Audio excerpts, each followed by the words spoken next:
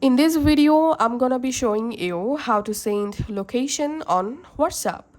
Now, to share your location with someone, you don't need use any third-party app. You can send your location directly in your WhatsApp app.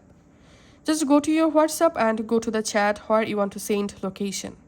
Tap on this attachment icon, select location, and here we can see total two different options to share location. One is your current location and another is you can share your live location. To send your current location, just tap on send your current location and your current location will be sent.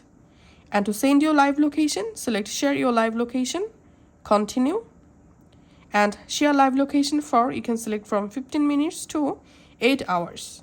And here you can add a comment, tap on send, and we can see the live location successfully shared. And if you want to stop live sharing, just tap on stop sharing. Thanks for watching.